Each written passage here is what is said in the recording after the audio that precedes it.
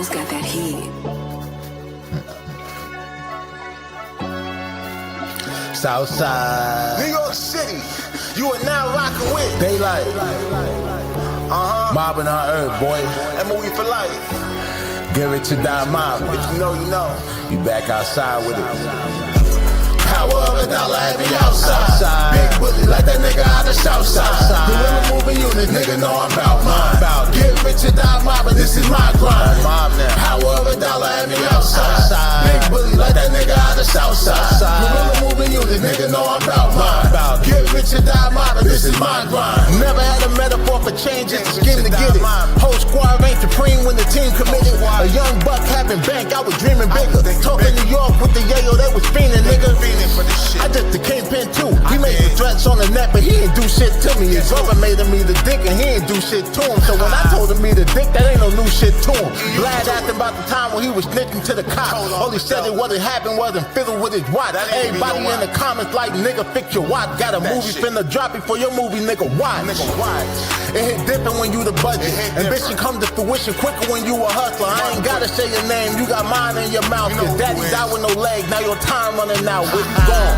Power of a dollar had me outside. Big bully like that nigga out the south side. Gorilla moving unit, nigga know I'm about mine.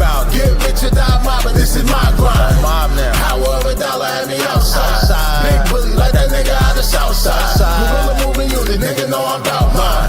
Get rich or die mobbing, this is my grind. Shit, tweet like Diddy help for 50 boys. Niggas think they big me, I turn them back to 50 boys. Tell them either label me the bully like I'm 50 boys. Let a nigga get bucked. I hit his ass with 50 more. Style money cool, like the glass at the liquor store. Came with the juice. But don't worry about a bitch before, baby, I'm the truth. Baddie got me on her vision board. I'ma tell you, like I told this little bitch before. Hey, you know you rollin' with some killers, right? You heard me? Any drama, we gon' spend the night. You heard me? On my mama, I got him in the ride. You heard me? Cock back, bang bang, man down, pull off. But yeah, you rockin' with the biggest, right? You heard me? Not a model, but got my figures right. You heard me? Ain't no secret, I been that nigga, boy. You heard me? Bang bang, gang gang, man down, come on, that's how we do it. Power of a dollar had me outside. Big bully like that nigga out the south side. Gorilla moving unit, nigga know I'm about mine. Get rich or die mobbing, this is my grind. Power of a dollar had me outside. Big bully like that nigga out the south side. Gorilla moving unit, nigga know I'm about mine. Get rich or die mobbing, this is my grind. New York City, New York, what up? Staten Island, the worldwide. Shout out to Southside, the whole Queens. Daalight, mobbing our earth, boy. MOE for life. Give it to die mob. You know what's going on. Hey yo, 50, holla at me with that bag. For the right price, I say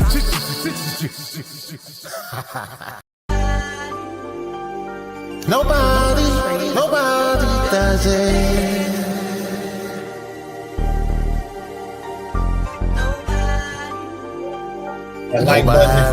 Nobody does it. They can try quote, I quote, Talk that talk, you can't walk it though. but my nigga, they never will be. Never be one of us, real mafia. I'm mobbing from coast to coast, Vegas. Reppin' that MOE. Mobbing our earth, boy. When it comes to them three letters, nobody does it. Yeah,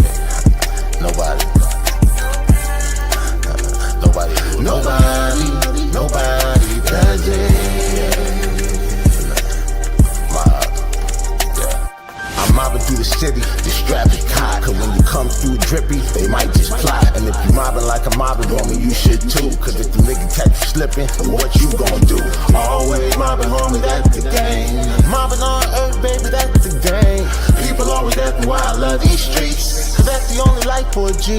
They can try quote and I quote. talk that talk, you can't walk it though. But my nigga, they never will be. Never be one of us, real mafia. I'm mobbing from coast to coast, Vegas. Reppin' that MOE. Mobbing our earth, boy. When it comes to them three letters, nobody does it. Yeah, nobody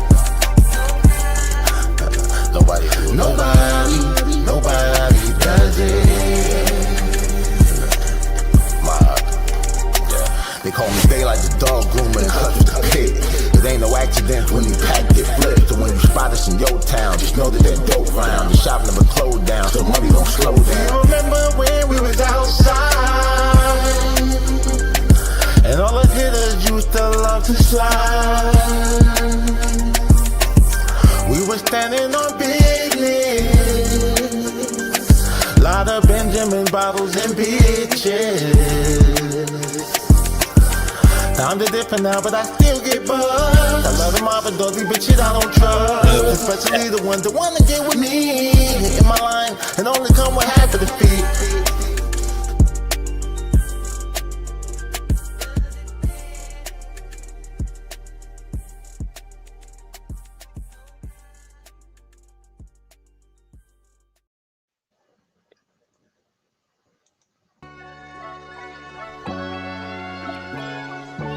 Hey man, say man, it's your boy DAA man, Daalight, mobbing on Earth, boy. Here to tell you about my new project, Get Rich or Die Mobbing, available exclusively on the Daalight TV YouTube channel.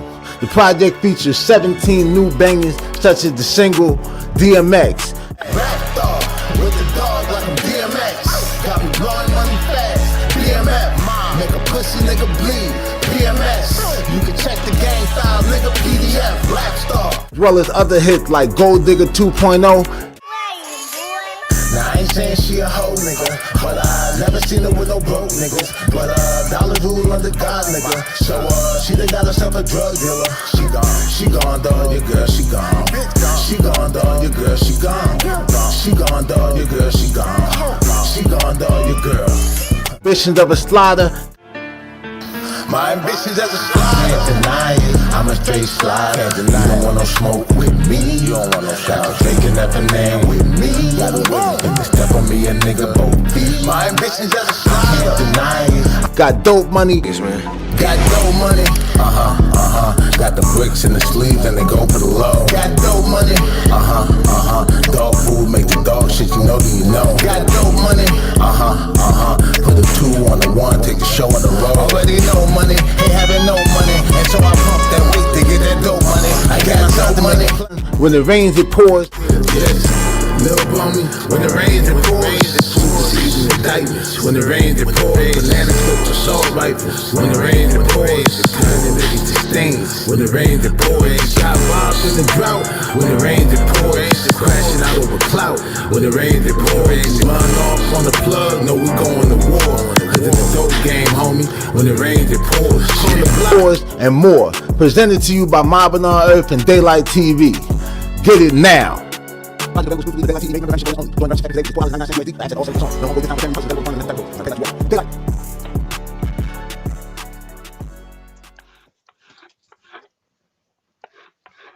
Yes, sir. Yes, sir.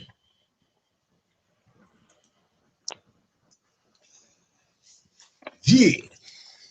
Yeah. Hey man, say man, it's your boy DAA man, Daalight TV, back at y'all with another Mafia material Mobcast, episode number 9, start of another week.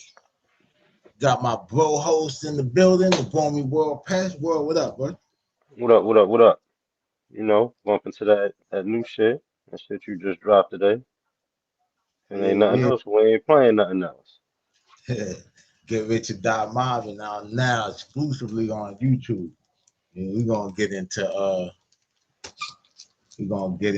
little interview Q&A, about the project. Shout out to everybody pulled up in the chat. Roy, the most loyal in here. What up? A CG somewhere about to pull up soon. Shout out to One Way Music. And yeah, bro, we got a show for y'all today. First thing first, man. News of the town. Right, I didn't even bring homie up. Hold up. So,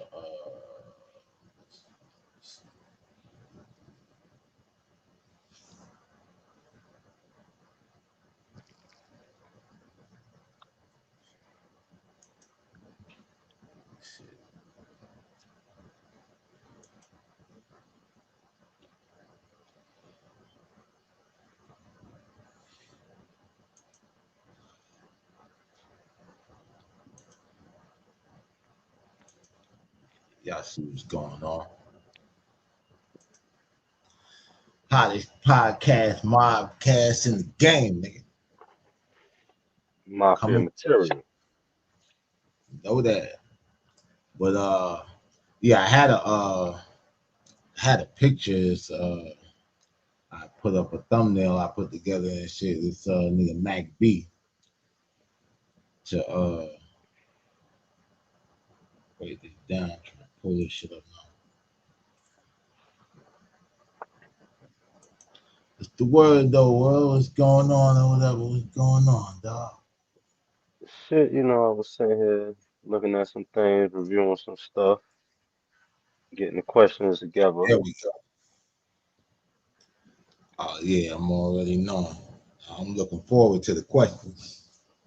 Actually, this will really be my first interview in about 4 years. I know, I remember you told me. Get some Yeah. good shit. Get some shit some people don't know already. You already had a fan base already, so I don't want to ask too many questions that your fans already know. Yeah. But for the people that don't know, Yeah, that way we now got when we say at the end of the interview, when we say if you know, you're gonna be one of the people who know. that's a fact. You're gonna be in the know. Yeah. First things first. Got Mac Bigger Bell. The wave. Home field again. The wave is back. The wave is motherfucking back. That nigga had a hell of a welcome home, man. As soon as he came out the gate. As soon as he came out the gate, got the ice thrown on him. Family there, friends there, from the gate to the store to the motherfucking football field. Max did it yesterday, man. Yeah, from the Louis store to the football field. Like, yeah, he had a hell of a he was definitely competing for that best first day home. Motherfucker put in one of the posts he put up, motherfucker put in the comments. Nigga, French took Max to a Jets game. Jimmy didn't even take Mel to a high school football game. That shit had me crying. Yo, damn. That nigga ain't take that nigga to Dykeman. He ain't take that nigga to King Dome. God damn. Yo, that's crazy. I mean, not for nothing. French bag a little different. Nigga, French got that what? Look, French ain't even got money behind him. French got some other shit behind him right now. French got wealth. Yeah. That nigga got a crown behind him. Hey, that nigga got a crown behind him. Matter of fact, some nights he be behind the crown. Right. That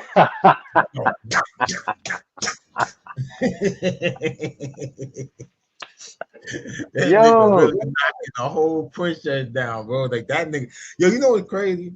It's like I get it, like nigga from Morocco, but at the end of the day, that's a Bronx nigga, bro. Yeah, that's a Bronx nigga. That nigga one of them niggas used to go to the Bronx, and that nigga take you in the hallway and pull a wall out and go sell you some fake shoes or some shit, man. Now the nigga out here pushing sand in the desert. Yeah. So we got a clip here, courtesy of Mac B coming home. I'm pretty sure y'all seen it, but for context of the show, we're gonna get into it.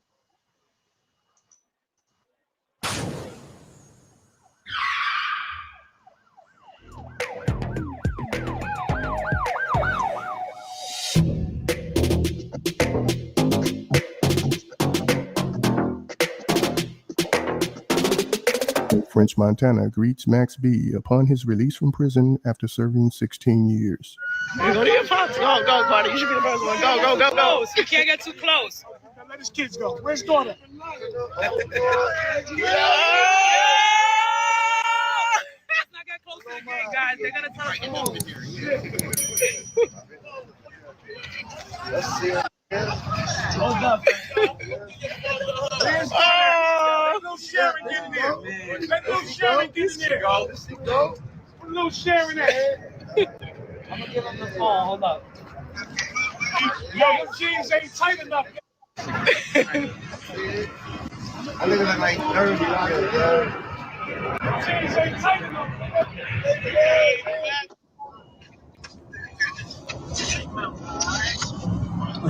Nobody go to the studio. Be sure to like, comment, and subscribe. Hey, I ain't gonna lie. Knowing what I know now, whatever and shit, that shit is good to see. You know what I'm saying? Like that nigga. I mean, essentially, 75 years, that nigga was supposed to die in that bitch. Yeah, man. You know what I'm saying? And we're gonna get into the particulars and shit. You know, One thing because it I'm was a glad lot. to see, he ain't do like. So one thing I'm glad to see, he ain't do like most niggas did. Came home and just started bullshit. That nigga came home. He did all that other bullshit when he first came home. But that nigga went straight to the motherfucking studio before he went to that fucking welcome home party. Yeah, well, I mean, the nigga had a work ethic before he left. Yeah, You hell know, yeah. even without me being the biggest fan or whatever and shit, you know, I always say I give a nigga credit where it's due. Like that nigga was working. Like, you know what I'm saying? Like, so, you know, he had that little spot in CT and shit too. Like, you know what I mean? A little low spot. He had a studio in there. Like that nigga was just constantly knocking shit out. So yeah, I'm not surprised or whatever that he got home and got to work. Honest. You know what I'm saying? Because he was one of the hottest niggas smoking. Like, whether you fuck with the nigga or not, that nigga was one of the hottest niggas in the shit. You know what I mean? When he left. Nigga, believe it or not, he had about, in my mind, he had about as much influence on the game as whole, man. When he came out, that nigga, he changed the whole demographic of shit. Nigga, Jimmy wouldn't be who the fuck he is image wise if it wasn't for that nigga. That nigga still be wearing NBA jerseys and big ass coats and shit, wearing wrapping flags around Timberland boots and shit. Yeah. Honestly though, I always attributed Jim's style to Stack. And only because even if Max was around him first, Stack was the first nigga that I saw like in the antique, like the kind of slim jeans and the fucking, you know what I'm saying? Like Yeah, but really that wasn't Stack style. The Rockstar style wasn't Stack style. Stack was more or less high end fashion.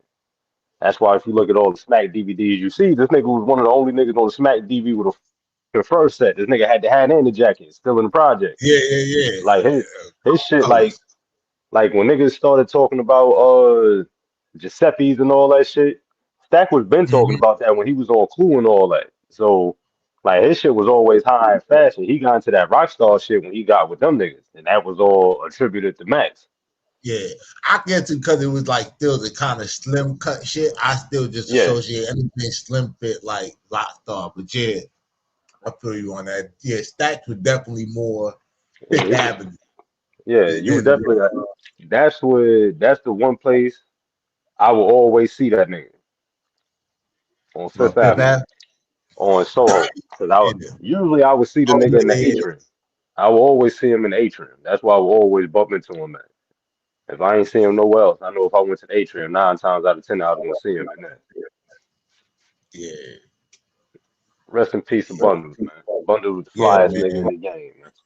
Yeah, for sure. Rest in peace, Stack. Shout out to Red Bank. All right. But get back to this clip right quick. Man, really out. This is crazy. Yo, I'm 5 minutes away. Don't let him leave. Oh, that's how we telling him to stay at the prison? I'm fine with it. 8? 7? Okay, good. 7 minutes? Good. Sounds good to me. Keep it going.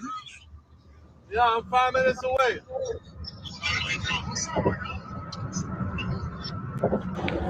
Son. On the way, man. Don't worry about it. Wait. You know what I'm saying? Oh, my early, my dog hole, man. We on the way, man. Big FG shit. Let me get one, Max. Yo, bro. I've been on bathroom since I was 15 years old. I'm 32, bro.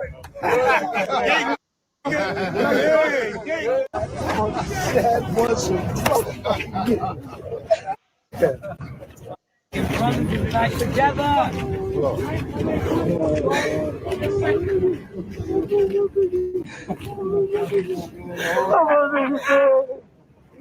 Finally did it.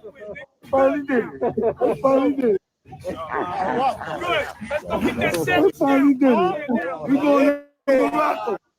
Hey, can we get a? That nigga said we going to Morocco. That nigga said we going to Morocco. He said we going to Morocco. Y'all going? Hey, that nigga get to go to a. Yo, listen, that nigga Mac B came home. He get to go to a royal wedding, my nigga. That nigga probably gonna be back man and shit. Yo, this nigga Mac is gonna be lit, bro. Gonna be lit as shit. Lit. We're going straight for the Uh-huh. Yes, sir. Uh-huh.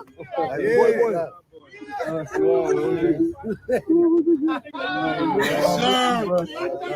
sir. Y'all believe that way? They believe? You think they believe?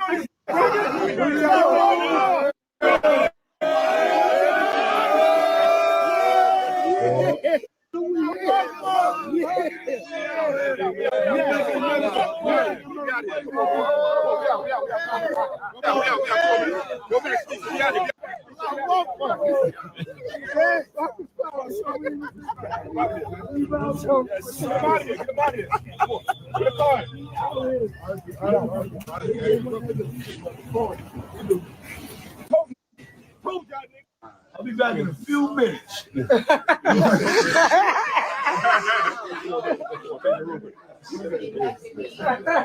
Apex. You're live. She alive, babe. That's alive? Yeah. We on real time. Level up. We leveling up in real time. Both are home. Al, your boy. Hi, what's your name?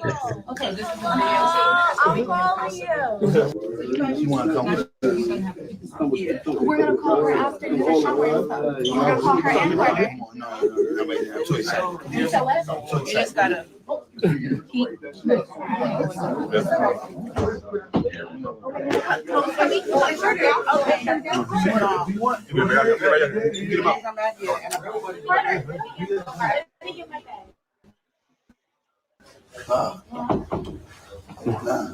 We right back, y'all. We coming right back. Gotta do something real quick.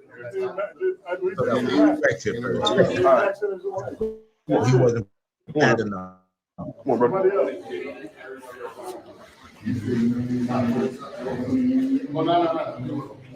I need these jeans off me. It feel like rash.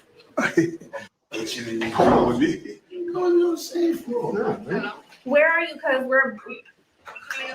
It's live. Okay, so we'll wait right here. We're at the He elevator. talking about this You live. do it like the dawn. Okay. You see all the people, all the love. Man. So what? That nigga. No, I was laughing at Max. That nigga stupid. It's epic. I ain't miss a beat. Yes. We worked the whole day. I got the calendar full. I got the schedule full. I'm live. I know how to work the cell phones. Yeah, I gotta. Come on, baby. Come on, Big C. Come on, Big C. I got Big C. What's up, Lexi? I got Big C. Look at Big C. She's my baby girl. She loopy. Yeah, man. Good to see, man. Welcome home, Max. And I'm going to take this little moment to say I was given some misinformation about your boy Bigger Bell. So, as everybody knows,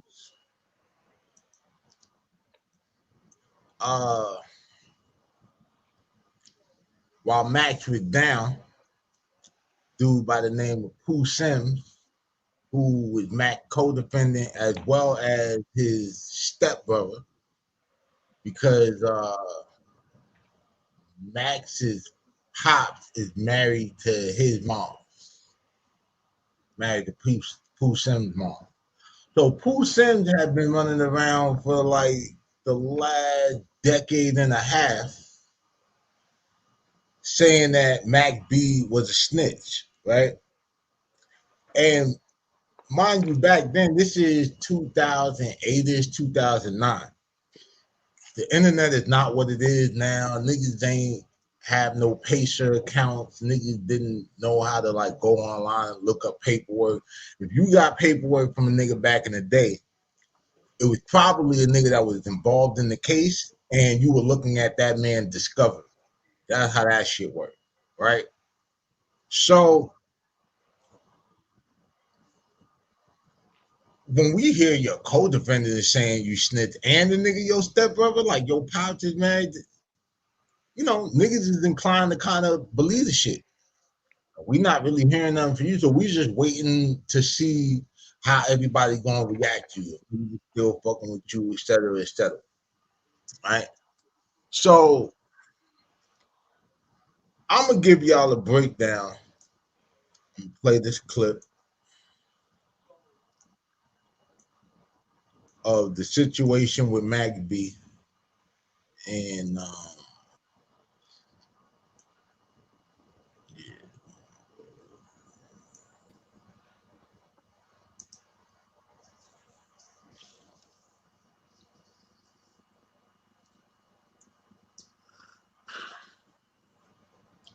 the trial evidence presented by the state, including the testimony of co-conspirator Gina Conway, establishes the following facts. Wingate, Leardom. The trial evidence presented by the state, including the testimony of co-conspirator Gina Conway, established the following facts. Wingate and Leardom were 28 and 21 years old, respectively, in September of 2006. People knew them as brothers, but they may have been stepbrothers. Wingate's on-again, off-again girlfriend, Gina Conway, was an exotic dancer at a Bronx club named Sin City. One of the victims' attraction to Conway precipitated the event that culminated in another victim's homicide. Two of the victims, Alan Plowden and David Taylor, were partners in a criminal enterprise that included mortgage, real estate, and credit card fraud. They drove expensive cars around New York City, and Plowden often carried a Louis Vuitton bag containing cash, sometimes as much as $40,000. On September 19, 2006, while in the Bronx, Plowden noticed Conway standing across the street. He introduced himself, then took her to a bar where they had drinks. Later, he took her to a hotel in Mahwah, New Jersey, where he unsuccessfully tried to seduce her. Conway left the hotel room at approximately 4 a.m. and took a taxi to Sin City, where she met Wingate and gave him money. Then met a bouncer named Teron Goldston, one with whom she left. So I don't know if that meant she left with Goldston or she left with Max. I'm assuming Max, but I don't know. 2 days later, on September 21st, the day before the homicide, Plowden phoned Conway, picked her up, and took her shopping in Bergen County. He was carrying the Louis Vuitton bag. During the shopping trip, Conway telephoned Wingate to make him jealous and told him what she was doing. Now, see that shit?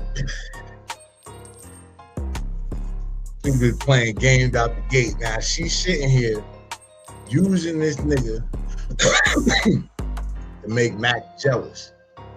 All right?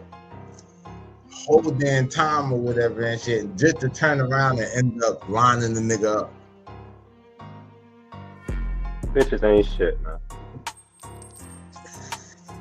After shopping, Conway accompanied Plowden to a hotel in Fort Lee. Plowden gave Conway a room key card.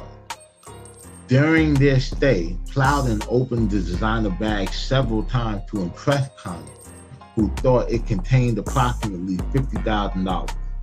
Later that night, Plowden drove Conway to Manhattan, where he dropped her off.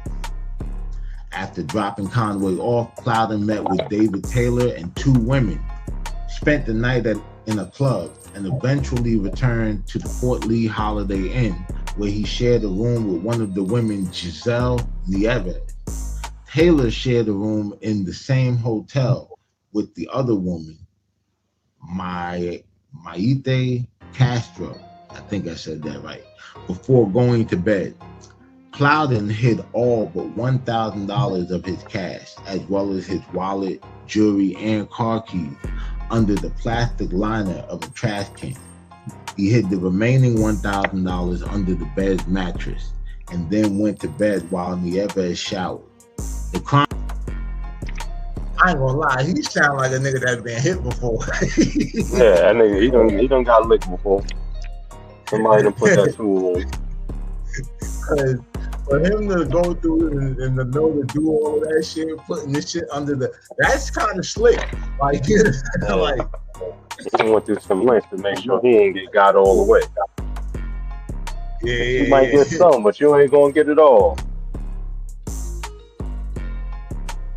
Most niggas, you know, doing a random look like that, if they just do it spur of the moment, motherfuckers like little hood bullet nigga be happy for $1,000. You know what I'm saying? Nigga like me, I'm pulling all that shit in the pillowcase. That you gonna have to move my whole motherfucking body to get this shit. Bitch, while you moving that motherfucker, I'm reaching for that thing. So you gonna take a bullet or you gonna take this cash? You gonna pick one. Oh God. Oh yeah, nothing. It goes down. But and then shit, it seemed like hey, he ended up not smashing again. He took a shopping in Virgin County and all that shit or whatever, and then still had to go link with another bitch. You know what I'm saying? Like, just feel right. Shit crazy. He gave this bitch a room key card and all kind of shit. He was slipping when he did that. He learned something from the first time he got hit, but he ain't learned enough. Crimes were committed in his room later that morning. Meanwhile, after Plowden dropped off Conway, she took a taxi to a basketball court near 135th Street and 5th Avenue, where she met Wingate and his friend at approximately 11 p.m. Now, what's interesting about this is 135th Street and 5th Avenue and shit, that's over there by Lincoln Project, right? Remember I told you that Mac B's cousin was the late Baby Maine and shit, the nigga that, you know, they ran mates out of Harlem. Yeah. You know what I mean? That's the area where he's from. That's also where the nigga Daddy was from that was, that put Maine on, I guess, or whatever, or like Maine got the range from him. And Daddy is the bitch, Daddy is the nigga who, the bitch Chrissy, Jim Jones chick was fucking with, or one of them. You know what I'm saying? She had a few. Chrissy was fucking with a few niggas. From what I heard. They were fucking with Poe. What I heard. It's that hole in it. Oh shit! Damn. Don't say. So yeah, they said some niggas from the Knicks was hitting it. Some old school niggas from the Knicks was hitting it. Knocked her teeth out because she stole some bread from him. That's when she moved down to Miami or some shit. Hey yo, no bullshit. Chrissy's story sounding like old girl from the movie Sugar Hill with Mello bitch. Yeah. Remember she went with the basketball player? That's probably she ain't still nothing, but yeah, that shit kind of funny. Like I ain't gonna lie, that shit kind of bugged out. But get back to the clip. The next couple of hours, she took an ecstasy pill and drank some Hennessy cognac, which made her high.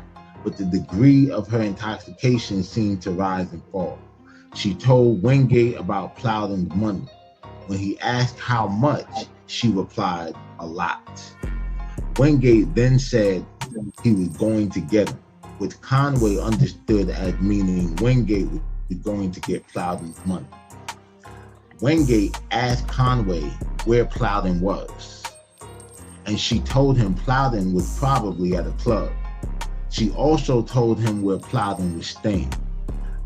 Wingate telephoned Leardon, who arrived a few minutes later and spoke with Wingate. When they finished speaking, Wingate told Conway to go with Leardon and take him to the hotel where Plowden was staying. According to Conway, Wingate did not intend to use force, but rather intended to steal the money while Plowden was at the club. Shamel Foy, the only witness to testify on behalf of the defense, said he was at the basketball court and saw Wingate and Conway, but not Leardom.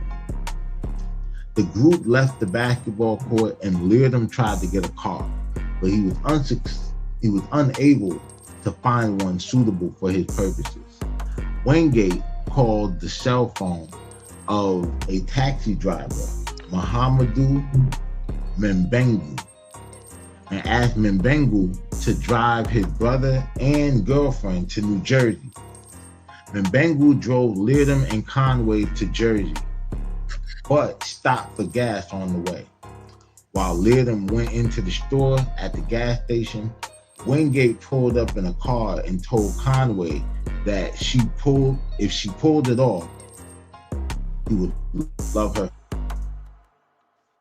forever.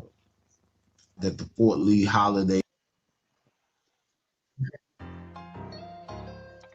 Yo, now this is why I always thought that he was actually there when the shit went down, because I always heard that part of the story, how he pulled up alongside of him. So I always figured that they used like a two-car job and shit, right? Yeah. So that was the whole shit of why I thought he was actually there when the shit popped up. But we're gonna find out. At approximately 4:30 a.m. after mistakenly going to two other Holiday Inn hotels. During the journey, 3 calls were placed from Leardom's phone to the Holiday Inn reservation line. Upon their arrival, Conway spotted Plowden's car and told Leardom that Plowden had returned. Leardom told Mbengu to wait, and Leardom and Conway entered the Holiday Inn. On the way to Plowden's room, Leardom put on gloves, took duct tape from his pocket, and displayed a handgun. Conway, who had not seen these items previously, became nervous because this was not a part of the plan. This nigga went in there and did some whole other shit. This shit was supposed to be a burglary. This nigga turned it into a robbery. Now, my guess is when they pulled up to the gas station, that's probably where that nigga went and bought that duct tape. Nigga, how small is this, bro? Listen, it's one of two things. Either this got a small ass roll of fucking duct tape, or he ain't gonna get them pants from Max B, because Max B pants be too tight to put some fucking roll of duct tape in. So wherever he was at, he wasn't in the right spot regardless. Well, that nigga was wrong all the way. Yep. You gotta think, this is 2006, so niggas is still dressing kind of big. Max B and them niggas really stand out because they the only niggas that's kind of doing that at this time. You gotta think, this is still Young Jeezy, big white tee with the block letters ever. Like, you know what I'm saying? This is still them franchise boys and my white tee and all that bullshit. So, I know that. That's where Holly was getting his pants from. Yeah, I mean, shit. And then, you know, because I was living out in Cali or whatever, and, you know, it was still like the big shirts, big pants, the hypey movement, you know what I mean? All that shit or whatever. So, you know, you could probably put a goddamn, shit, you could put a whole CD player in your pocket back in the day. Nigga, I seen the nigga put a whole, remember you used to be able to roll the North Face up into the little pocket shit? Nigga, I seen the nigga do that and stuff that shit in his back pocket, boy. I ain't never look at cargo pants the same again. Yeah. Oh, God. But yeah, this nigga done produced a pistol, some gloves, and some duct tape. This shit goes. That nigga had a whole camping site in his fucking pocket. Fucking Black MacGyver. Yeah, boy. Nigga said, fuck Batman belt. I got all this shit in my pocket. Yo, he like the nigga on the video game. You know how the video game, they got all them weapons and you can rotate? Nigga was Grand Theft Auto for Grand Theft Auto.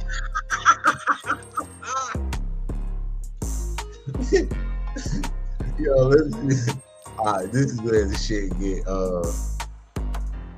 He arrived at Plowden's room.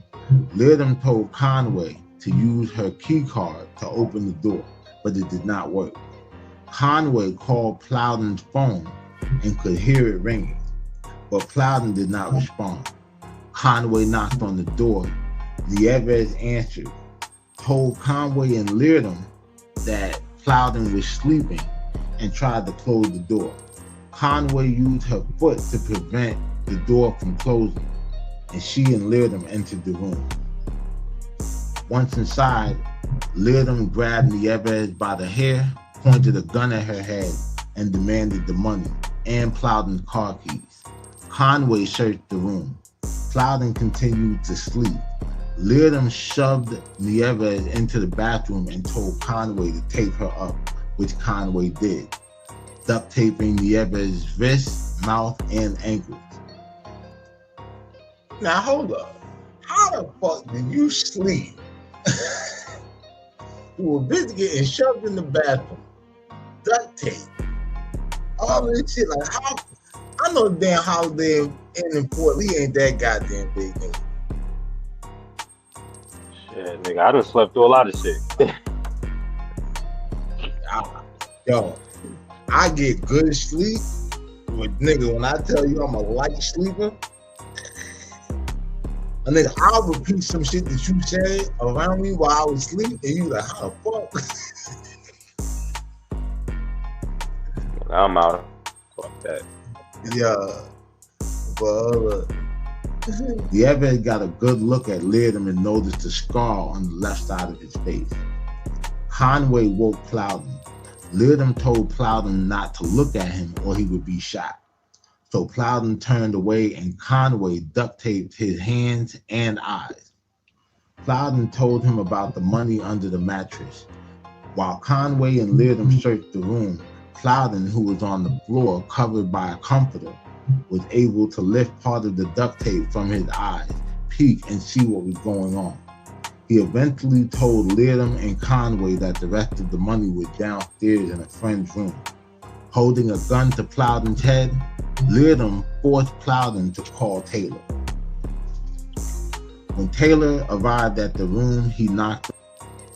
This nigga made this nigga call his man and shit like that. They should have came up. See, the thing is, if they run around with that much cash, like had a little Louis bag with 40K in it and the whole shit, right? Nigga, me and my partner would have damn sure had a little code, like, you know, if I call you, nigga, and I say, you know, come to the room or some shit a certain way, it's probably some shit going on. Especially if we already out here doing fraud and all that shit, and we riding around in foreigns and shit, nigga, we look like licks. Yeah. Some niggas don't think that shit gonna go down like that.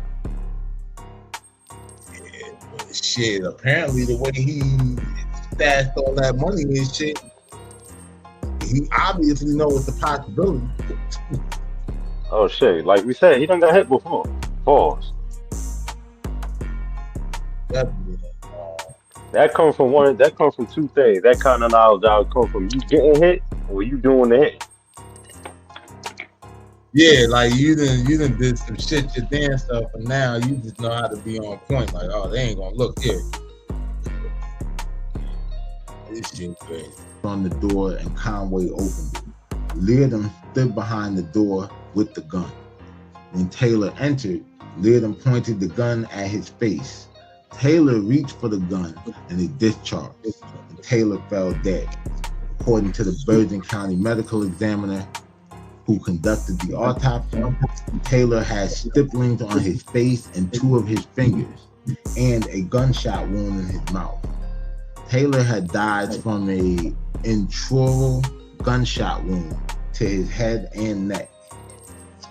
Conway collected items from the room, including cell phones, a laptop computer, new clothes that Plowden had purchased the day before. She then went through Taylor's pockets and took $800. Leardom took Taylor's watch and changed into one of Plowden's shirts and suit jackets. Leardom then struck Plowden Bum ass nigga, man. with the gun.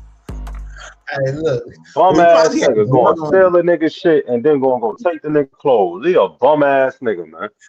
Hey, but if you think about it, right? When the gun went off or whatever, he shot old boy in the face. Probably had a bunch of shit on. He probably needed to change the clothes. That was the first thing I thought about or whatever when I heard that shit, when I was reading. Man, like, the only article of clothing I'm taking from a nigga during a robbery is a pellet. Shout out to Harlem, man. Shout out to you Harlem niggas. You get caught on 125th Street. Try not to have $1.25 in your pocket, man. Nigga might pistol whip you for shit like that. Hey, Clip Ho, we need to find out a Clip Ho, whatever, and shit by Pele, shit like that, or whatever. In fact, ain't no Pele in the world that big, man. Hey, you know how many cows they would have to kill for that nigga?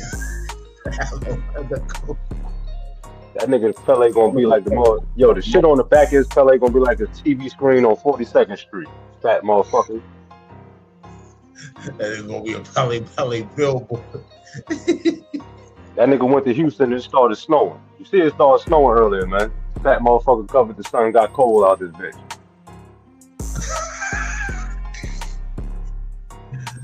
Oh yeah, and we in Harlem with it too, whatever shit. Welcome home, Mac B. Welcome home, Mac B. The way. Yeah, Harlem needed the W and shit like that. I mean, between Dame, who else went out bad in Harlem and shit like that? Jewels. Yeah, Jewels went out bad. Yeah, just a couple niggas, man. And you know, Cam been holding it down, man. Cam been making Harlem look like Harlem. Yeah, Cam been, Cam definitely the face of that shit. Motherfucking, but yeah, like Harlem needs a W and shit like that. So Max is home. So we about to be in the last like little bit of this shit or whatever. We gonna find out who really told. And Conway took Nieves' purse and threatened to kill Nieves and her family. Before leaving, Leardom and Conway told Plowden that they were going to Taylor's room, and if the money was not there, they would come back and kill him. Plowden managed to free himself and chase after Leardom and Conway. He caught and punched Conway, but then she screamed and Leardom turned toward him with the gun. He retreated when Leardom and Conway returned to Mbengu's car. Mbengu noticed that Leardom was wearing new clothes. Mbengu drove Leardom and Conway back to Leardom's apartment in New York City, where Leardom phoned Wingate. Conway took the bag containing items stolen from the room and went to Sin City, where she met Goldston and later took a bus with him to his apartment in Bloomfield, New Jersey. So I guess she did leave with him the first time. She left the bag at his apartment, took another bag, and went to the home of Wingate's sister-in-law. While there, she telephoned Wingate, who said he was sorry for what had happened and would take care of her. During the ensuing police investigation, left the bag with all this shit in the nigga crib. You know what I'm saying? This shit crazy. Plowden not only failed to identify Leardom from two photo arrays, but identified the picture of another man the police said had used as a filler. Detectives interviewed Goldston and retrieved the bag that Conway had left at Goldston's house. The bag contained 2 Holiday Inn key cards, cell phones, a laptop, car keys, clothing, a wallet, and a camera. When detectives arrested Conway, she gave them a statement implicating Wingate and Leardom. So now, let's go to chapter W for NYC the way it is. Oh yeah, I definitely remember when Chrissy proposed to Jimmy. But yeah, man. So that's the work on bigger barrel, right? And the shit goes on further to say that the only thing, like while the whole snitch allegation, the only thing or whatever that Mac did when he was questioned, because she was the one, like, you know what I mean, told. They asked that nigga, like, where the girl worked at, or, you know what I'm saying, like, wherever. He's like, I guess, I don't know where to find her. I guess at her job. She worked at a club. Like, you know what I'm saying? So now, it's like, oh, he ain't say, you know what I mean? And then obviously at some point they don't even think that he's involved in this shit because they would have booked his ass. Whether he gave them anything or not, they would have still held his ass in custody if, you know what I mean, if they even thought that he was involved when they questioned, right? So when they go and get the bitch and they arrest her, she's the one that tells them about Max and his brother. So she the one telling. Now here's the wild shit. People only trying to say that nigga told because he told where she worked at a club and told where she lived at. That's the only reason they trying to say nigga told. Yeah, I don't even know if he told her where she lived at. I think he just told her that she worked at the, you know, at the little strip club joint, because that's what the detective said. I mean, to be honest with you, bro. Shit, at this point in time, for a nigga not to be there, shit, he really didn't. You gotta think, bro. That nigga is a fucking tax-paying citizen at this point in time. That nigga not even there at the scene of the crime. They typically they kind of just involved this nigga in some shit. He didn't even know what was going on. So, well, here's the thing: they're not denying that he did this shit, because like his shit didn't get thrown out. He just had his sentence adjusted to his role in the crime. So the whole thing about it is this. Yeah, he's the co-conspirator, right? But here's the thing. Shorty ended up getting 15 years for that shit. Now, mind you, she the one took the nigga, like, you know, she came up with the whole plot because she met the nigga. She the one set the shit up. Yeah, she the one set that shit up. So she set the shit up. She's in there with the dude when he got the gun and everything. Even when she seen the gun, she ain't called it off. You know what I'm saying? Then she duct taping bitches and all kind of shit or whatever.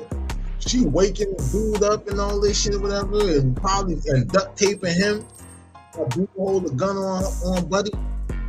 Then that bitch was a gangster. Yeah. Then even when she left, she said she took the girl purse probably with her ID and then said, like, you know, on some I know where you live type shit, and you know if you say something, I'm gonna kill you. She threatened to kill a bitch. So, mind you, she sit there and she did all of that. She get 15 years. Max ain't even there. Now we know. And he gets 75. Because when he got to 75, and then the whole thing about the car, I'm thinking that he was over there. No, he was in her. But that nigga wasn't even in the hotel and shit like that. He wasn't even in the parking lot from the way it seemed. So now, this nigga got 75 because they basically tried to put him in the room. When in actuality, or the role that he played, he should have got the 15 years that bitch got. Because all you did was just give the bitch somebody to run and do the liquid. You didn't go with her yourself. So, you know, that nigga ain't telling him the thing like you, his brother, like with a Pooh Sim nigga, he just fucked it up or whatever because he went in there on some wild cowboy shit and did some shit he wasn't supposed to do.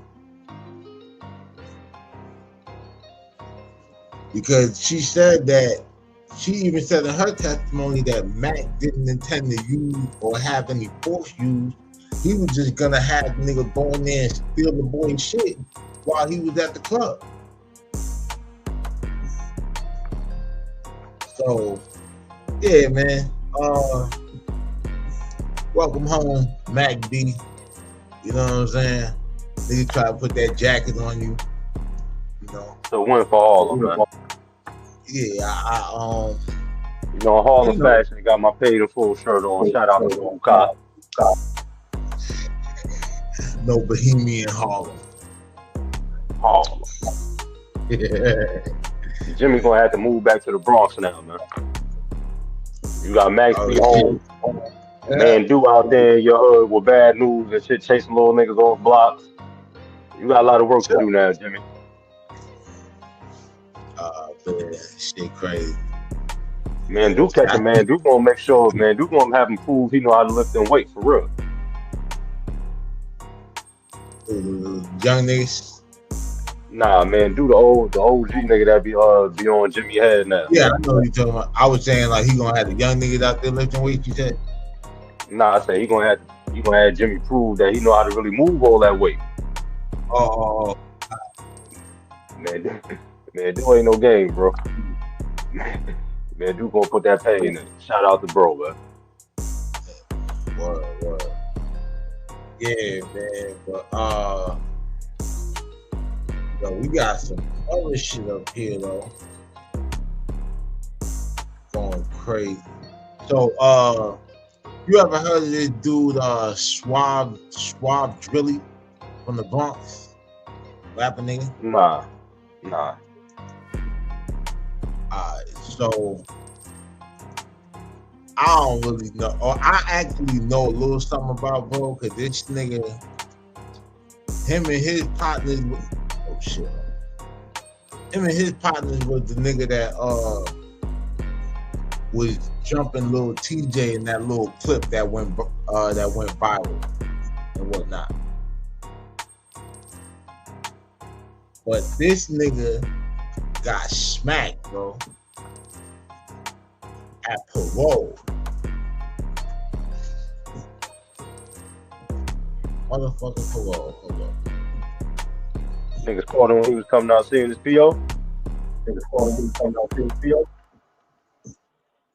Yup. Gangster. Bronx, nigga. That's gangster. Right on fucking on Alexander and shit. That's Mafia material right there. Smack a nigga coming out seeing his PO. You won't ever miss another visit again, nigga.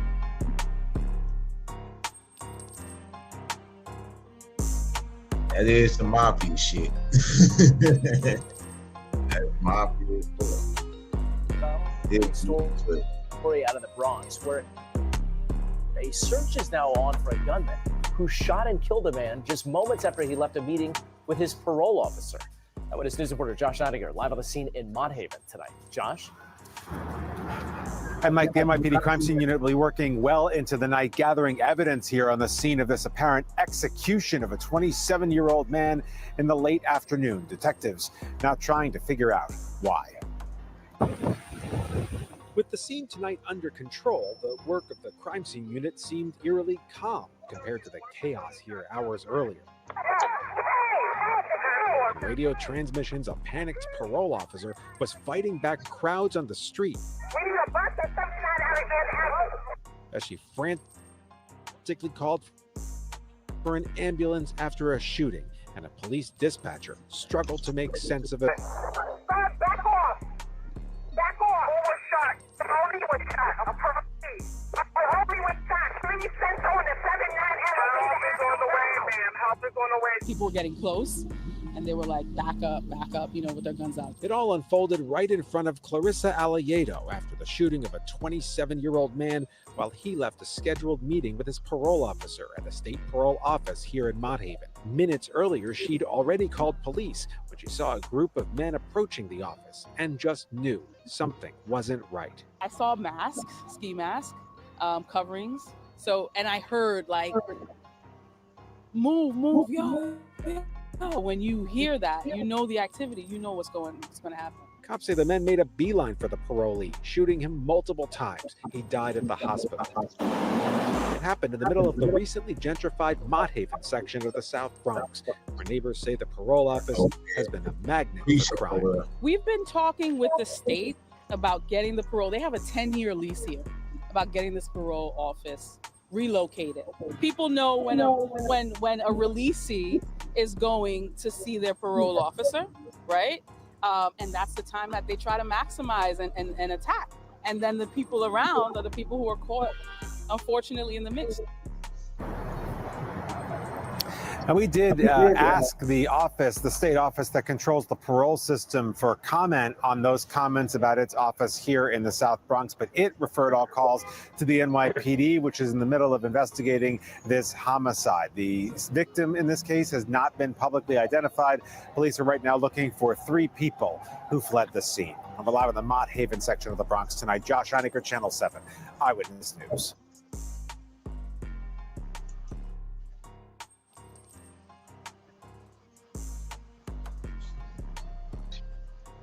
Oh, yeah.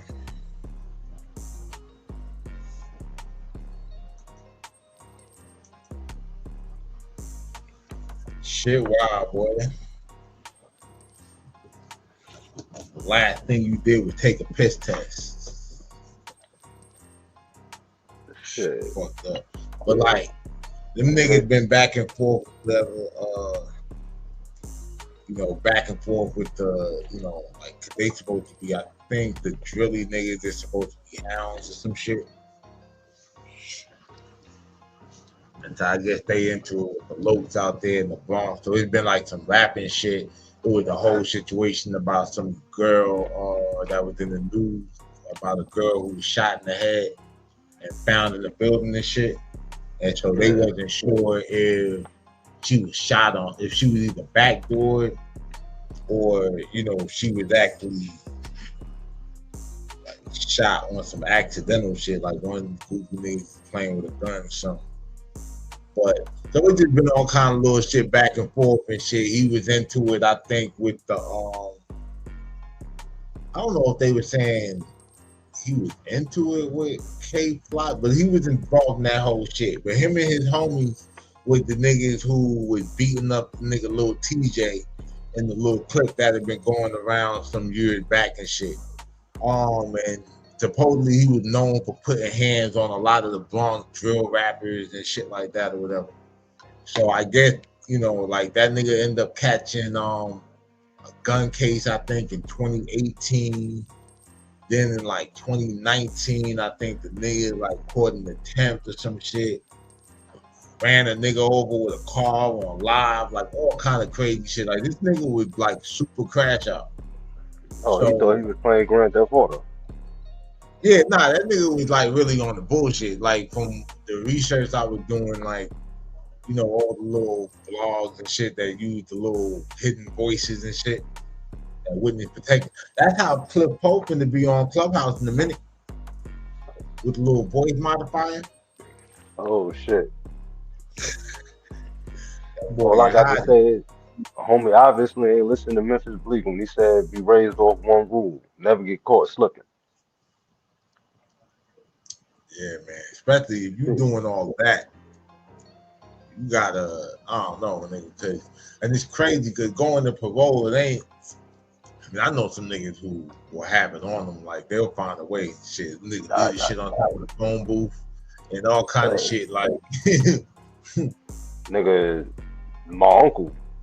Remember I was telling you about my uncle robbed the niggas and went in Popeyes and started selling their CDs and shit. That nigga did that shit when he came from the parole office, bro. So all that, nigga can't have his gun and all that shit. But I don't be wanting to hear none of that bullshit. Don't worry. Trapping ain't dead. You nigga just scared. we got the guard coming on for an interview. He gonna come talk all his wild shit. OG got some stories. Yeah, he was in the comments like that episode 5. Actually. Shout out to Born. But yeah, man. So next up, man, we're gonna play a couple of records, and when we come back, World Pest gonna be doing an interview with yours truly. Gonna get into this project, and yeah, dog, stay tuned and shit. We're gonna be right back.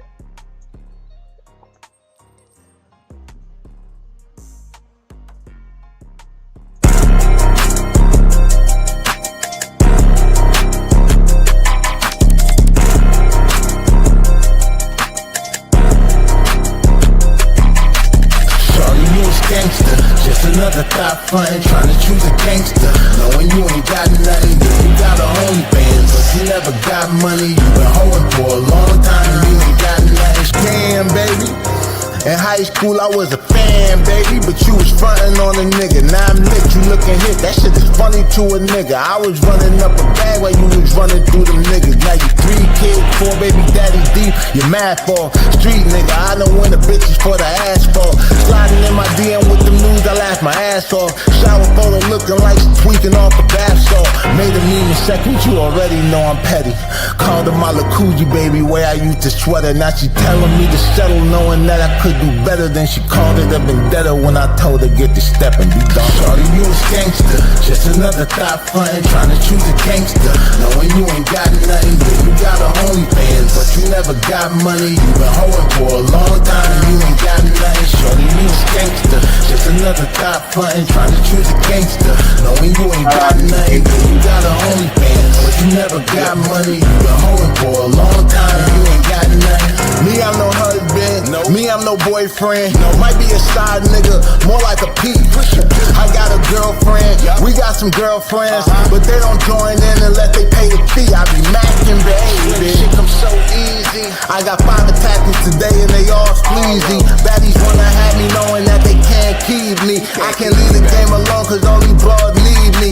These hookers saying they gon' choose day. How? When my choosing fees at least a couple thousand. Wow, let me tell you about the dudes you wasn't feeling at 15. Drew to be the kingpin, living the pimp dream, huh? You a gangster, just another thought frontin', tryna choose a gangster. Knowing you ain't got nothing, but you got a OnlyFans, but you never got money. You been hoeing for a long time and you ain't got nothing. Shorty, you a gangster, just another thought frontin', tryna choose a gangster.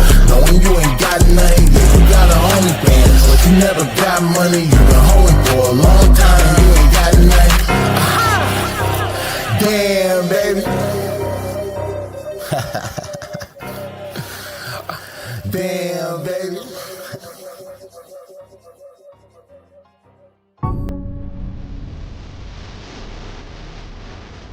Got dope money, got the bricks in the sleeves and they go for the low. Got dope money, dog food makes the dog shit, you know that you know. Got dope money, put the 2 on the 1, take the show on the road. Already know money, ain't having no money, and so I pump that weed to get that dope money. I got dope money, play, trying to make crime pay. Form a cheese line like back in the day. Pulled up on the set, just me on my own, and niggas think they blind, so I keep me a chroma from New York, so you know how I play, dog. And I got a problem if that boy try to take off. I'm just trying to make sure that you understand 200 grams that can take 200 grams, 300 grams. You hustle for the sneakers, I'm trying to meet the lead. The cartel for to get the work cheaper. Too much money to be made, I'm skipping class today. I mean, something out of nothing, 15, I was hustling. Got a rap dream, but the dope game paid me. I was Red Mall blowing dough like crazy. Beat the roof sick, you can't call me lazy. In the game too official and the blow go crazy. See, back then, if you trapped and rap, you was a young nigga version of Jay-Z. And I was in the trap with a JB. I feel like you can't even fuck with me lately. You know I'm talking about Matthews when I pissed like Frank. And not the one with loose lips when his shit got sank. I make niggas pass away when they work with the laws. If they snitch, then we murder them all. With Herb I went got involved with dogs. That was lunch money, I didn't pay for the balls. See, before this it was slow money. That weed shit was taking too long. I need dope money. I got dope money. I got it now.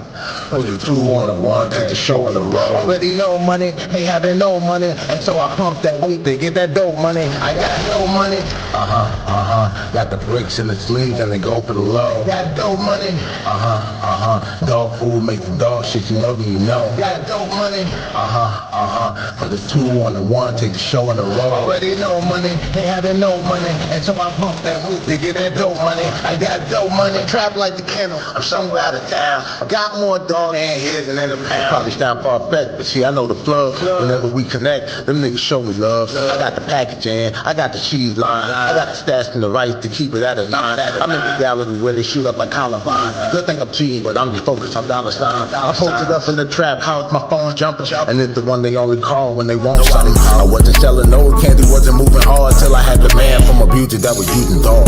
I got bundles of dog food that go for 80. Overdose got the stamp buzzing, they going crazy. Hustle hard to pay the rent, proract away and ball. Investigators and haters wanna see a nigga fall. I got the scene popping, I got the fiends knocking. If you infringe on the turf, it's finna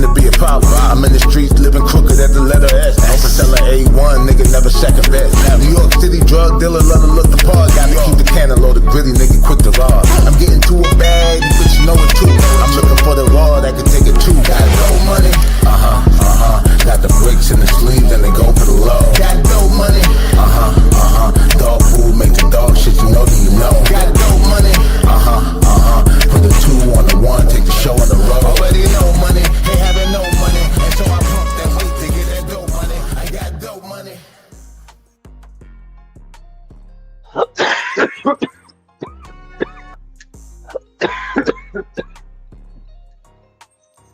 Yeah, man. We back. I was hoping you played that Tupac joint. I was hoping you played that Tupac joint. Oh yeah, I got that coming up. I was gonna play it at the end of the interview and shit. Yeah, I definitely got you on that. That's my shit. That's my shit right there. Yeah, appreciate that. They always get on me about the Tupac shit. You know what I'm saying? Hey, Tupac the biggest fraud, Hitler the world's first superhero. They just gonna have to accept shit for what it is. Turf hopper.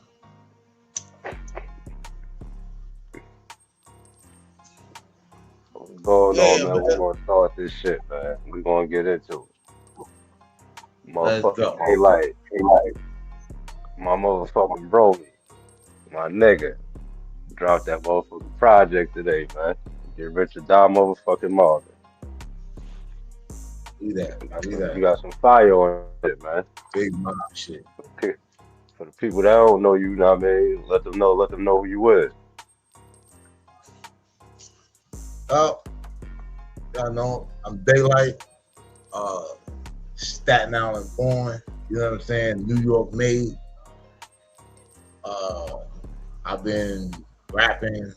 Shit, I started pushing the pen at 12, nigga.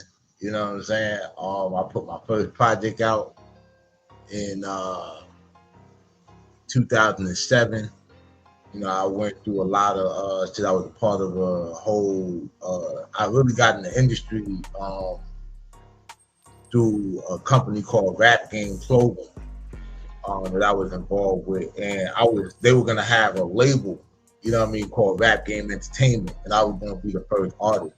I never ended up making no records over there, but that was kind of where I started meeting like niggas in the industry and all of that shit, and you know, kind of learning the game, so to speak. And then, like, for a period, you know, I got involved in like trying to be a manager and all this shit. And then I finally ended up putting music out. You know what I mean? I put my first mixtape out in 2007. And yeah, like, you know, that song pretty much, you know, that's pretty much it. Like, so far, you know, as far as that, like, that's the roundabout as far as the artist Daalight. That's what's up, man. Shit, you've been out here doing it for a while, man. I know you've been out on the West Coast and shit. What's the difference between the music scene on the West Coast and the East Coast? Well, I was in Northern California. Like most people, when I moved out there, they thought, like, you know, people when they think about Cali, they think about LA, you know, like alone. But I was actually in the Central Valley, like, which is like 2 hours away from the Bay Area. But in Northern California, the entertainment, the independent scene is like super big. You know what I mean? Like, it's a lot of money out. It was a lot of money out there. Probably still is a lot of money out there with the indie shit. But during the CD era, like, niggas was really getting paid. So I think that's the difference. It was like they was on their Houston, Texas shit. You know what I mean? Like, out the trunk, mom and pop stores, selling shit at gas stations. You know, all that. And so when I got out there, you know, I was dealing with a chick who was like 16 years older than me. So she had a son that was like in last year middle school, about to go on like, you know, first year high school. So he was running around like with a little MP3 player, and he got a bunch of music that I had recorded in New York after, you know, I had to get on some Suge Knight shit with my artists, and, you know, that I had a couple of them. And then I was stuck with all of these beats, so I ended up recording to the beat that I bought for the artist that I was trying to, you know, produce and manage and shit. And so niggas just start coming up to me like, yo, when you gonna put a mixtape out and all that? And I'm like, how the fuck you niggas even know I rap? Cause I didn't come out there for that. I really came out there just cause I never officially lived on the West Coast, and I was just trying to rethink shit. Like I had just left Atlanta, you know, that was the whole BMF era, like, you know what I'm saying, when I was out there and shit, you know, it was the last leg of it, you know, so, you know, that was it. I just said, all right, fuck it, like after a while, you know, you take a walk to the store and 10 niggas ask you for a CD and they would be willing to pay $10, you figure I could have made $100 walking to the store. You know what I'm saying? So I just decided, like, shit, I was already in the street getting some money and shit. I just put the money, you know, behind the project. My first project was called Live and the Fresh. And that shit was hosted by DJ Zella and shit. I probably just answered another question without even trying, but that's the difference though. The independent scene and shit. New York is more politics, like you gotta kind of deal with the label or get some kind of cosign. Like that's the difference I noticed. All right. That sound like a good one for a very independent nigga to start off out there. Sound like that's why Master P went out there. Yeah, I mean, even before Master P, you got E40, Too Short. You know, you got niggas like Rest in Peace, the Jacker, San Quinn. You know, like a lot of niggas who are legends who niggas probably in other regions never heard of. Like niggas know about Mac Dre, Mr. Fab, you know, Keep the Sneak, because they got the national spotlight. Mac Dre was like the screw out there, like damn near, because it's like he was a big part of that movement and shit. You know what I mean? Or he was a big name thing and shit. But it was kind of like he didn't live to kind of see the hypey shit. You know what I mean? You know, the whole Fizz movement turned into what it became. You know, shout out to Jay Diggs and shit. But he definitely kept his name alive in it though. He definitely kept his name. Yeah, for sure. Now he's been dead. Yeah, you can't say nothing bad about Drake. You know what I'm saying, in the Bay, for real. It's a whole influential style. I hear, you know what I mean, a lot of different things, different people, different beats, you know. I hear a lot of influence. So, you know what I mean, who influenced this project and your style? Well, this project itself was influenced, you know, naturally Get Rich or Die Mobbing was a play off of Get Rich or Die Trying. You know, 50 was a big influence as far as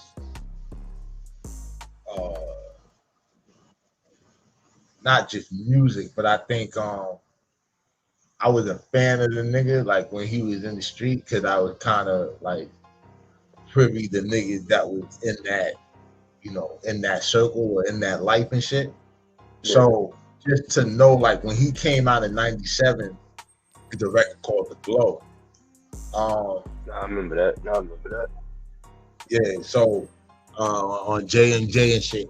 And so when that shit came out and the niggas was like, you know, he was one of them, like, so I was like, okay, like I just started listening and shit. And then after that, like, you know, How the Rob came, he was on the Onyx shit, the Reaction joint, and that was one of my favorite joints off the album.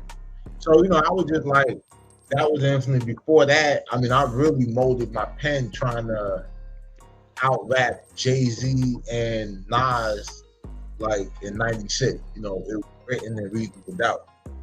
Of course, I'm from Staten Island, like Wu-Tang was, you know, a big influence and shit, just in the sense, like, I was really big on Ray, Ghost, and Cap. You know what I mean? Like, Meth too, but, like, them niggas was really, like, the streets and shit. You know what I mean? Like, they was talking that talk and shit. So, for me, what I started gravitating to, that was, like, more my, as they would say, like, my chamber and shit, so to speak. Biggie, of course, like, just the whole style or whatever and shit, the idea that like a nigga who's not supposed to be, you know, like the sex symbol nigga or like the nigga that like got all the hoes and shit, but he was really that, like heartthrob, never black and ugly as ever. However, you know what I mean? And so me growing up being like, you know, an albino nigga, I was always kind of had that attitude like, yeah, to them, I'm not supposed to be the nigga. You understand what I'm saying? But I'm the nigga. And so I took a lot, you know what I mean, from that, like that confidence and shit. So a lot of shit was not just music, but just overall, like, you know, the personification of, I didn't know it then of being an artist. To me, it was just about having confidence and swag and then trying to figure that shit out, adding your own little flavor to it. I was a big Bone Thugs and Harmony fan. That's why I like a lot of the harmonizing and shit. Warren G and Nate Dogg. That Regulate tape was probably the first tape that I remember really repairing, like, cause I had played the shit so much that it popped, and that was where I learned how to tape the shit back together and, like, you know, actually get a clean playthrough and shit. So, you know, it was a lot of shit, bro. You know, I came up really making pause tapes, you know, listening to Stretch Armstrong and Bobito and shit, and, you know, K Slay, the Drama Hour, rest in peace K, you know, Future Flavors with Pete Rock and them and shit. So, you know, that was it. Putting the tissue inside the tape or whatever when I ran out of, you know what I mean, blanks and shit like that. Like, coming over shit that I wasn't supposed to be recording over. I'm recording over Commodores and all kind of shit, nigga. I called many ass whoopers for doing that. Oh God. But, you know, like that was, you know, that was what influenced me, man. That mixtape era, big LOX shit, you know, that We Are the Street shit, it was really, as a young nigga, that shit spoke to my soul, man. Like, you understand, for better or worse. Shit, my sister put me on to the locks, nigga. Oh yeah, your shit real. Shout out Big Sis, man. Yeah, you know, DMX was my pop, like how the regard that niggas hold Pac in, that was DMX to me. You understand what I'm saying? Like, so yeah, those are pretty much my influence around about. Like, you know, and I listen to a lot of shit. I'm still influenced by, you know, like new shit even, like, you know what I'm saying? So yeah, you got a good music palette. Yeah, appreciate it. Like, who the producers? Who you worked on production with on this project? So our production, I work with. I actually use a lot of YouTube producers, believe it or not. Like, I've been with a lot of dudes. I know a lot of people give a lot of flack to like producers on YouTube, but niggas be some of the coldest niggas. And for me, you know, I write a lot, so I need like a plethora of beats or whatever to constantly just run to. But on this project, I got Fuse. He a dude, he out of the Netherlands or whatever and shit. That nigga Cole, he produced Southside. What else? He produced Southside. He produced DMX record that I played. And then the Shooting Spree joint or whatever, which was a spinoff of Jeezy Super Free. I got Hard Knock on there. He produced. They produced. They a duo and shit like that.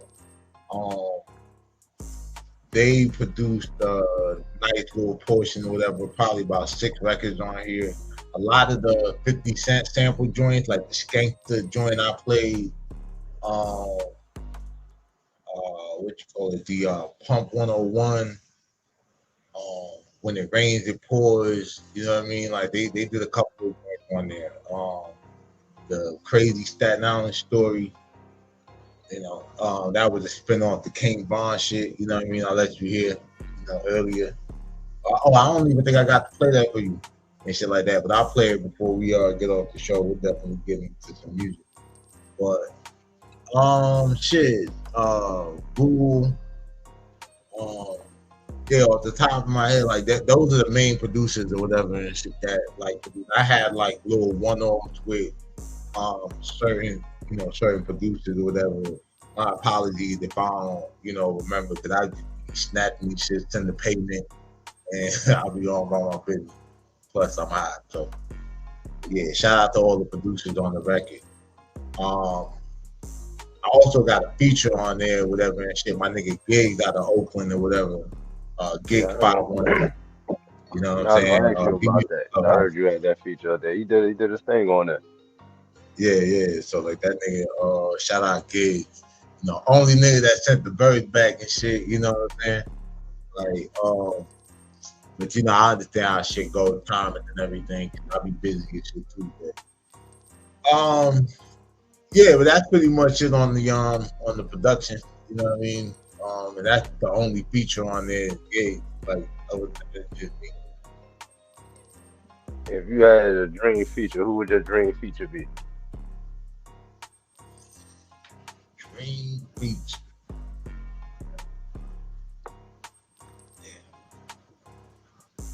Who's all with the rap?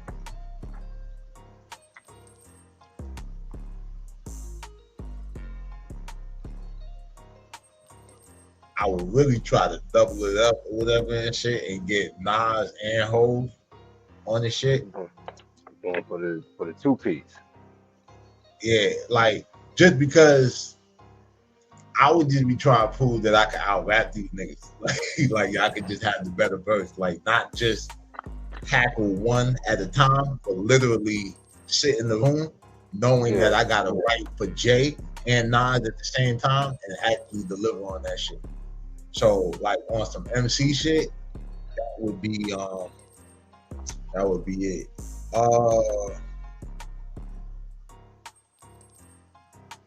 I think but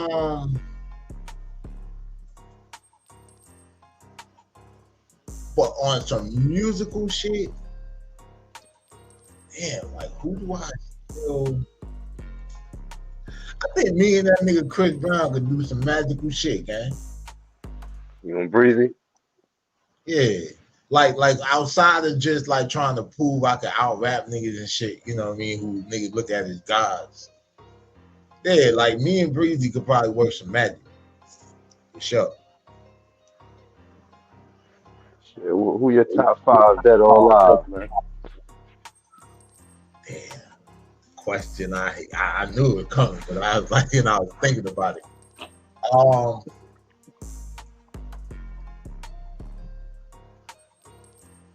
Kiss for sure. Okay, that's 1. Jay. 2. Nas.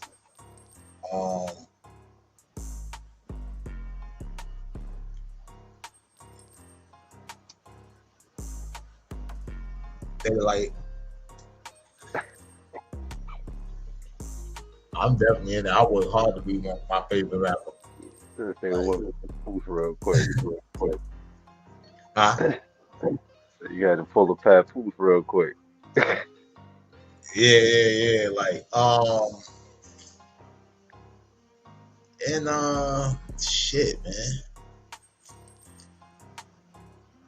I would have to say, give it to X, man. Okay. That's a good 5 right there. If you had a dream production, who would this producer be?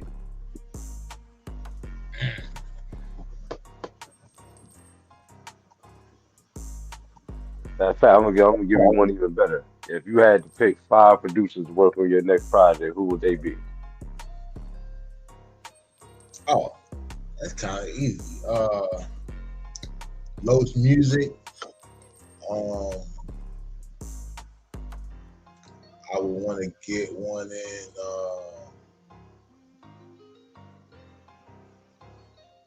I want to get one in with Phantom of the Beast, Staten Island. You know what I'm saying? UMC's all that. He did Apollo Kids with Ghostface. He did Magic Stick with 50 and Kim, shit like that.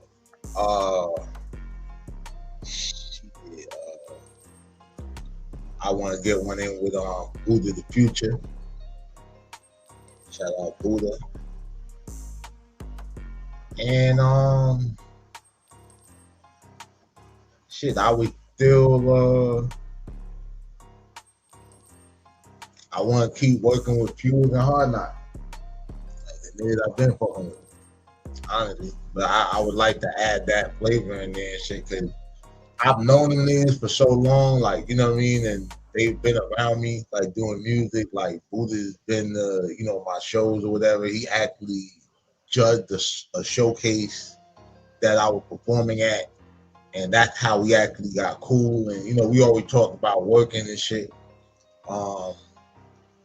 And, you know, it just never lined up or whatever and shit. I ended up doing, you know, my little group and all that shit around that time. That was the time I was supposed to do shit with, I was gonna get the beat for him to do the joint with Fred the Godson. I was telling him about, like, behind the scenes and shit. And yeah, like, you know, those are just like bucket list producers. Like, we've always been around each other and shit. Me and Phantom actually worked together on a project for this movie that never came out called A Match Made in Harlem.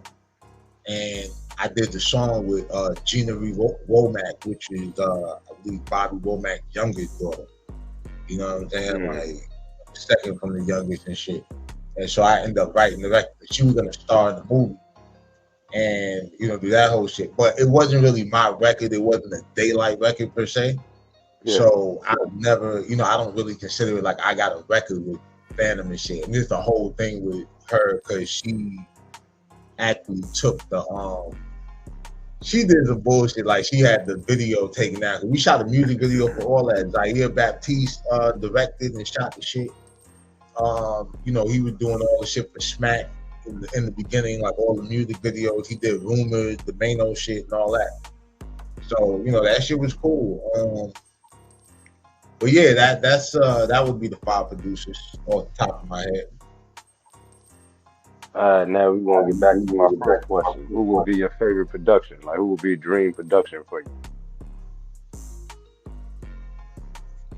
Dream? Yo, I might. I'm just drawing a blank on the producers, but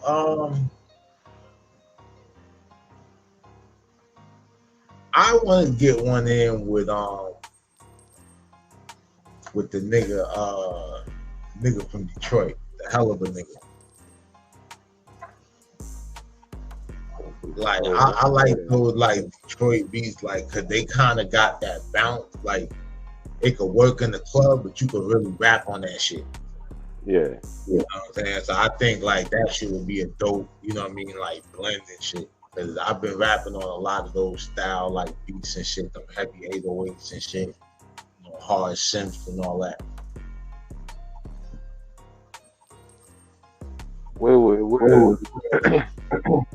Let me see. Like, what would be a dream place for you to perform?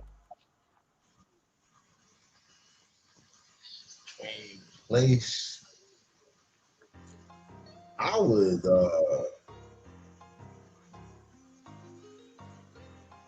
I know a lot of people say, like, the Garden and shit like that. For me, probably be the Apollo. Yeah, that's legendary. That's legendary for New York. You gotta play the Apollo. That stage or whatever, because I feel like, you know, the Garden is like one thing where, like, when you pack the Apollo and shit, that's the streets. Like, you know what I'm saying? Like, that's the streets talking right there. You know what I mean? So, like, when that shit gets filled up and them niggas is on their feet, that's the roughest crowd you gonna have, nigga. Like, them motherfuckers don't give a fuck. Nigga, the Sandman don't come out, you know you good money. Nah, but I'm not even saying that, but, like, I'm saying, like, these niggas will boo the guest performers if them niggas ain't on point. You understand what I'm saying? Like, shit, them niggas will boo the host. Yeah, you got to give them niggas, like, they money's worth when you go to the Apollo and shit. So that shit would be, you know, that shit would be a challenge. And I would want to do it, like, with a live band and shit.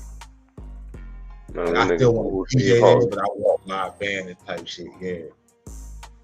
The real unplugged type shit. What kind of merch you got out, man? I know you got some merch popping off. I know you got something in the works. Yeah, I'm actually I got the merch coming or whatever. We've been just working on the infrastructure. We got the I got naturally a hoodie season. It's brick as fuck outside today. I ain't going to exaggerate and say like it ain't yet to be as brick as it's about to get. But we got the hoodies, the tracksuits. I'm working on a full scale like fashion line, denim jackets, you know what I mean, shit like that. Hopefully, nigga will be ready for Fashion Week for fall of 2026. Yeah. Shit. So gonna be making like some Rip the Runway type shit or whatever. Have a couple artists or whatever come through, perform like while sporting the shit. Making a whole event. Yeah, like hoodies, t-shirts, you know what I mean? Like the work, anything, the people start showing interest in. Yeah. I'm finding a way to market it and brand it. I'm real big on branding. Just staying on brand and keeping shit pushing.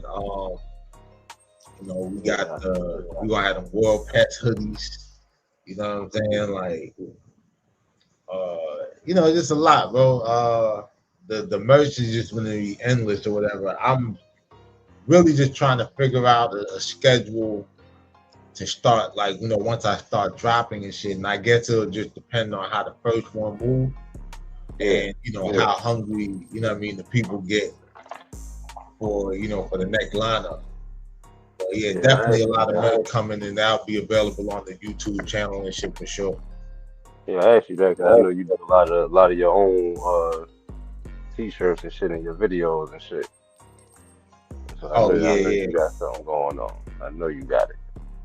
But where can people find your new tape that you dropped today, man? Where can people go copy it, go listen to it, stream it, download it? So right now, the new tape, I'm glad you asked that. The new tape is available on this channel that y'all watching right now, Daalight TV in the membership section. This tape is really just me bridging the gap between myself as an artist, as well as, getting into the content space and being a creator. Because I didn't want to, as you can hear, like I still got the ear, you know what I'm saying? Like, and the, like the vibe for the shit. So I didn't want to like abandon the whole music shit, because the whole reason why I even have some of the perspective that I have to give to YouTube is based on my time in the streets and my time in the industry, and then just being somebody that was involved in both and connecting the dots. You know what I mean? And like that's kind of how the whole Mafia material, like Mobcast actually came from the documentary. Because I was doing the documentary, that people were asking questions about the people I was covering. Yeah. So now it's like, all right, well, let me break it down. You know what I mean? Because I thought I said it enough, in the joint. And, but it's cool, like, because it drives the content. So, yeah, but it's available in the membership section. Made members, $4.99. You know what I'm saying? The joint will eventually be available. I'll be licensing it to different platforms. So it'll be like on Spotify for a certain period of time, this joint for a certain period of time. If you don't want to do the subscription, because it is monthly, some people are worried about getting like recharged and shit.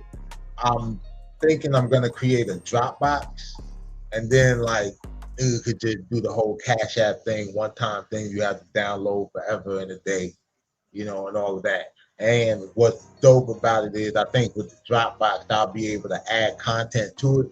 So like, as I start shooting the visuals for the project, I'll be able to make all of the visuals available. So like, people will actually have the video, you know what I'm saying? Like, and, do whatever. So it'll just be a full interactive, project. But it was really about tying the project into into the YouTube channel or whatever, and just developing this space and the platform.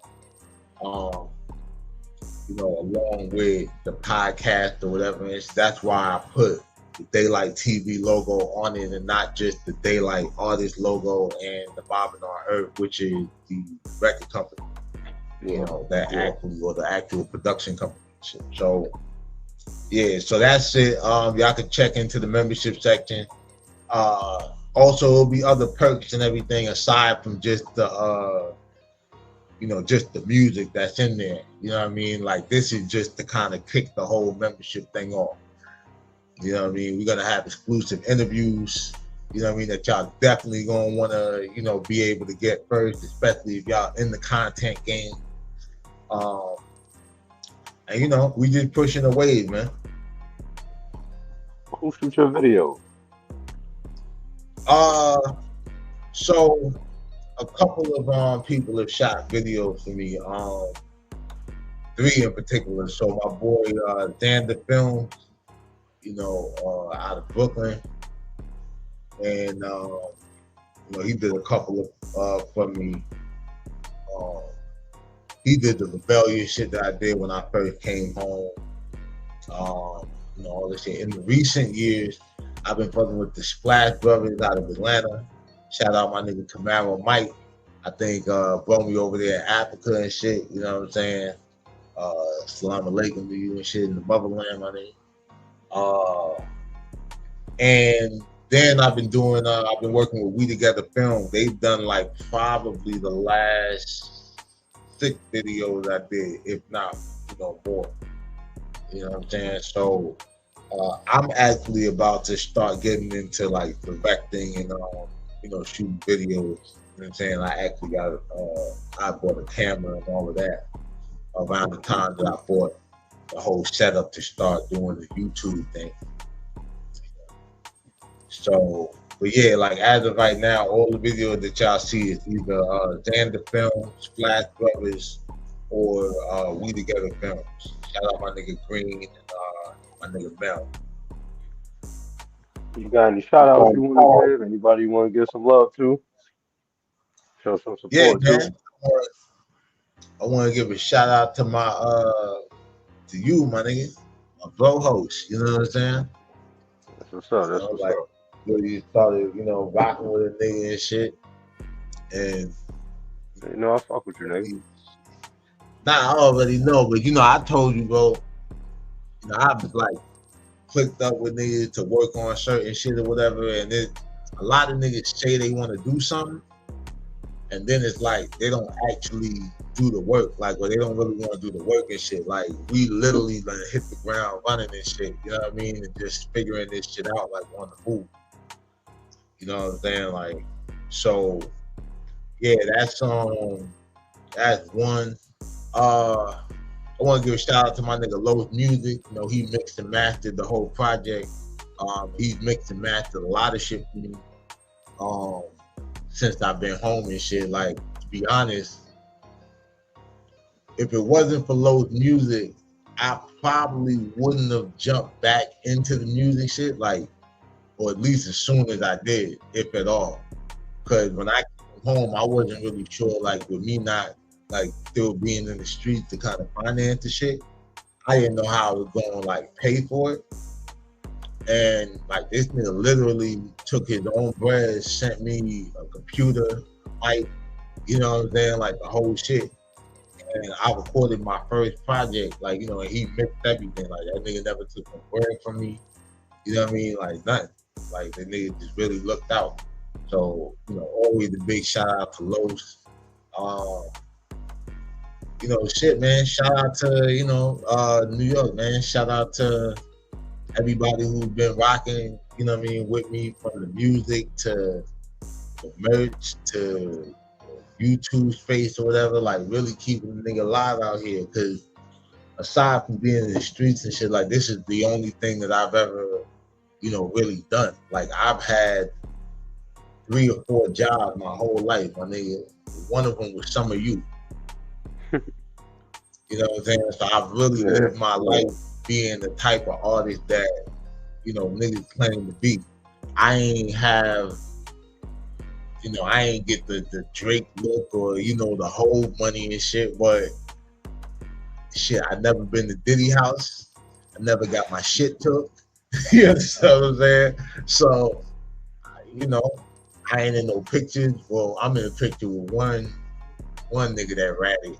You know what I'm saying? Boy, fuck that nigga. We'll get into that shit tomorrow, you know, because I mentioned old boy in the intro. That's a whole nother topic. Yeah, that's a whole nother topic. But yeah, man, you know, shout out to everybody. Shout out Baby Truth or whatever and shit. BMF, he tapped in and shit. But Boogie, you know what I mean? Shout out BAU Marlo. You know, shout out my nigga Gigs, you know, featured on the project. Shout out Fuse, Hard Knock, you know, all the producers on the project. And shout out to me, nigga. You understand what I'm saying? Like, yeah, Daalight, man. Gotta do like Snoop do. You know, Snoop said I gotta thank myself, nigga. Yeah, hell yeah. But yeah, man.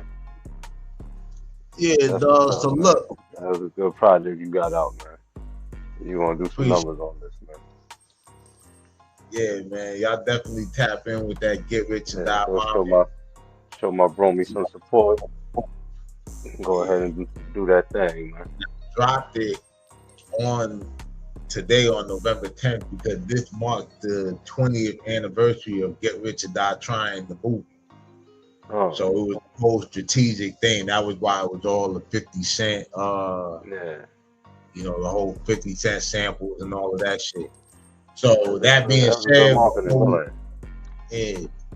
yeah, I was trying to get it out for Humor and Harmony. You know, to go down there, and I was gonna get the nigga Earl that used to DJ for that used to manage Kevin Gates and shit, because he's from Shreveport. So I was gonna do some New York to Shreveport shit, you know. But Earl be trying to treat me like one of his students. You understand what I'm saying? Fuck the mixtape, nigga. I want to interview now.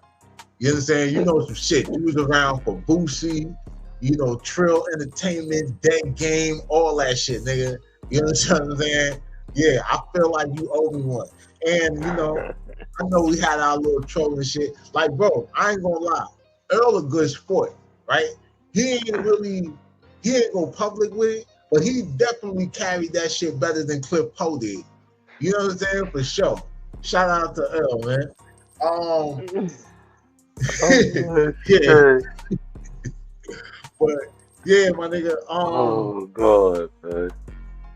But yeah, dog. Look, cause I'm gonna be here all night and shit like that, man. I'm loaded and shit. The project's out now.